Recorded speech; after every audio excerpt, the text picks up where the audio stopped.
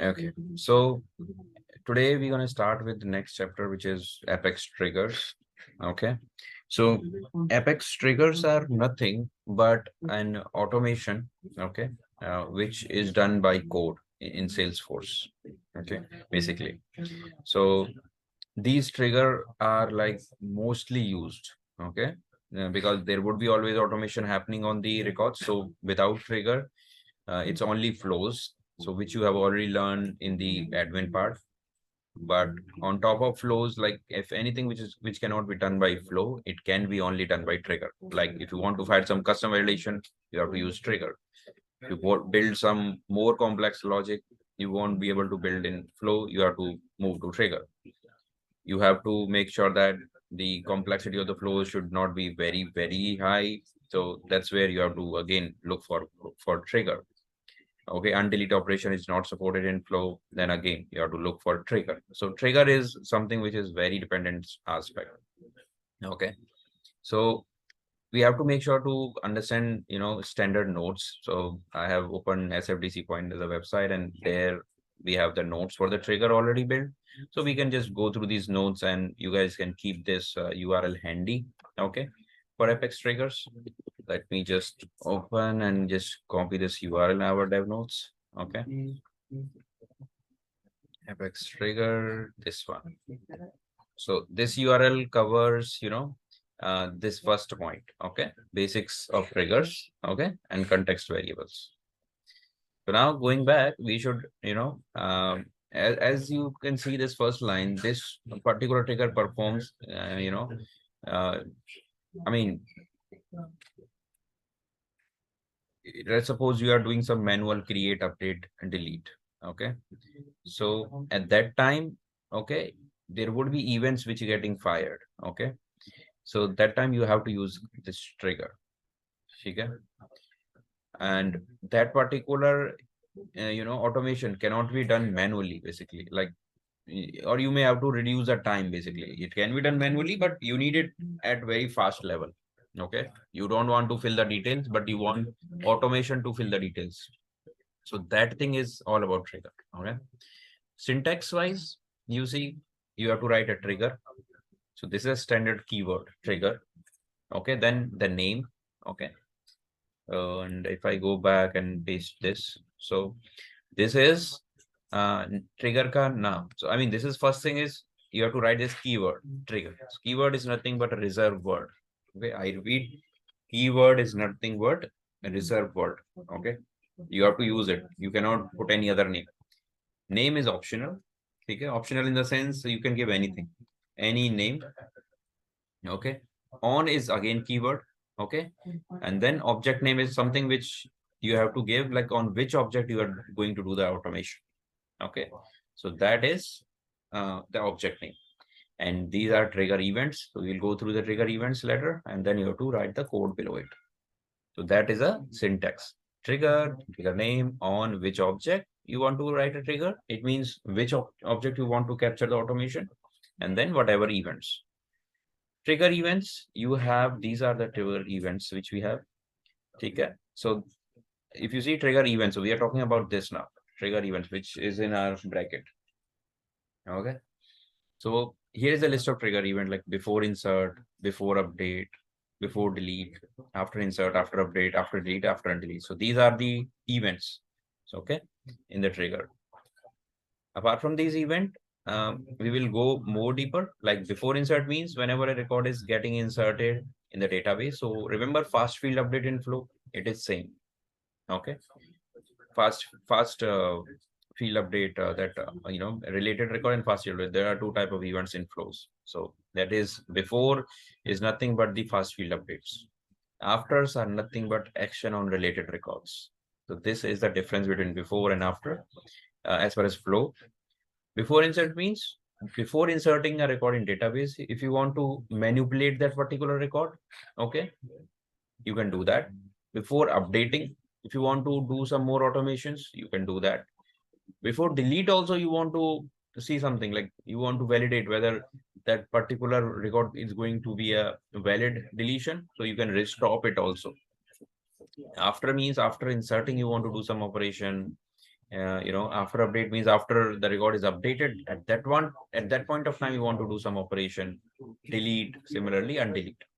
Okay. There is no before undelete. Remember this. These are the three for before, but after has one extra undelete. Okay. Because undelete means restoring the record from recycle bin. Okay. So it will always have after undelete. Before undelete will not be there because undelete means you're restoring it. So it means you are after going it. Okay. After, not before. There is no action on deleted record actually. As simple as that. If you see the before trigger, the same definition which I said. Before record is inserted or updated or deleted, if you want to do perform any operation, okay, these are used to update record, validate record, okay, before the record is saved to database. Similarly, after, if you want to perform any operation after making changes to the record, okay, at that point of time, okay. And if you see, after a record is saved in database, the record ID gets generated. Okay, that's where these fields are, saying that these details comes into picture. Consideration, okay, they are saying these are some consideration. Just go through them when you guys have a time. Okay, so basically, you have to make sure that proper event handling should be done. Okay, and you don't need to go for these merge triggers for now. Okay, for basic understanding. This is also not needed, not be static. I guess you don't need to go through even this consideration. I'll give few other consideration in next classes. Okay. It's just that you have to make sure to follow best practice for triggers. Okay. We will discuss about best practice in tomorrow class. Context variables. Yes, you guys have to go through this. Okay. So these are some context variable which you will be using while using the trigger. And context variable are nothing but, these variables, whenever trigger is running, these will have valid data. Okay. And these will only be available when you are having, system.trigger class available, like trigger context. So trigger.isInsert, trigger.isUpdate, update, like that you would be using it. It's just that for now, just read the definition, like why it is used. Okay. Like if trigger is running, you can use is executing to check whether trigger is running. If you are trying to insert a record, if you want to validate that in the code, you can use is insert. So it will return true, false. Okay. So these majorly, wherever you see is, it means they are checking whether that particular operation is, executing or not. Okay. Is insert, is update, is it updating, is it deleting, like that. Okay. Is before, it means whether it is a before record getting saved to database. So like that, you can make sure to use these variables to, make sure your code is more specific. Like two people are writing code, one is on before, one is on after, and they are writing it on same object. At that time, you have to make sure other teammate use before, other teammate should use is after. So like that, you can minimize the impact. New is the list of new records. So whenever you insert a record, remember in flow, you are having a record variable. Same thing here, you have a new variable. New map is key value pair. Okay. New records ID plus new record. I repeat, it's a key value pair. Key will have the ID of the record, and then value will have the record. Record means complete record, like whatever was there in the, when you were trying to insert or update or delete a record, whatever record detail was there.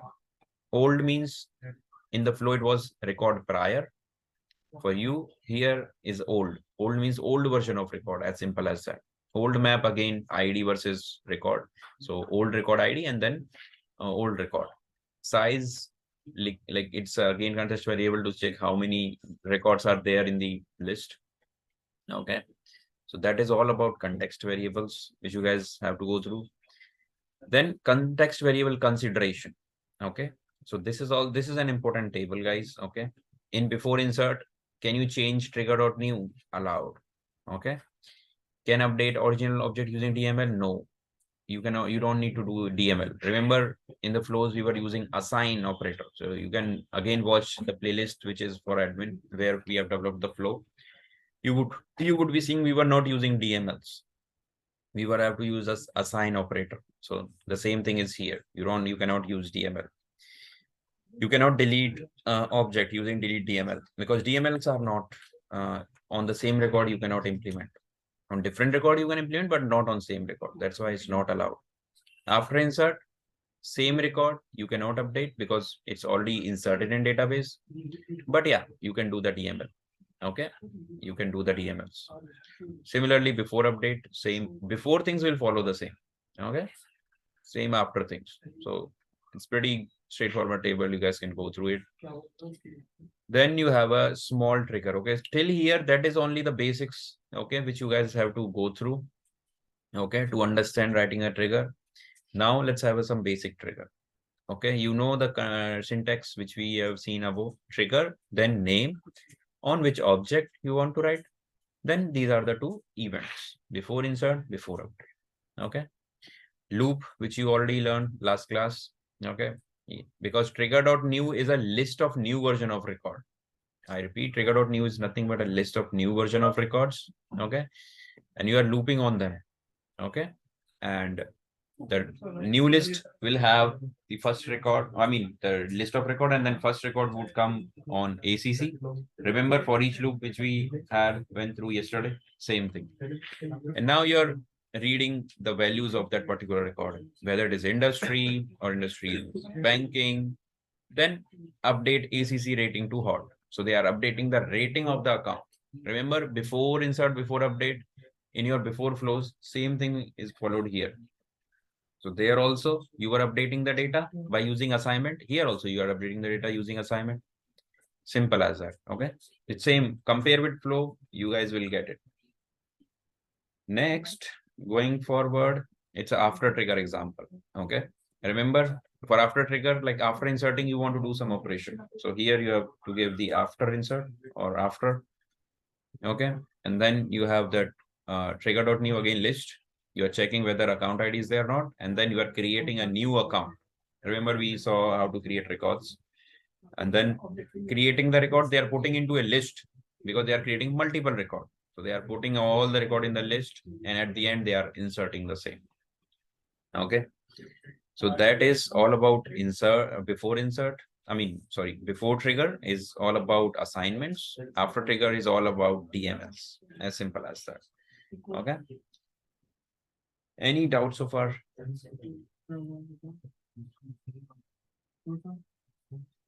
Yeah. So next and last is recursion. So recursion is just a definition. Like sometimes there may be chance that your trigger is calling that same trigger again and again. Okay, that is called recursion. One trigger calls it itself again and again. So that is a trigger. Okay.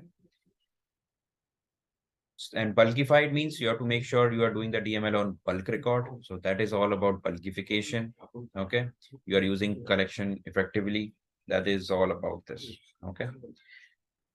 So just go through this article, and yeah, we will go through more details tomorrow. Okay. And yeah, just have a look on this.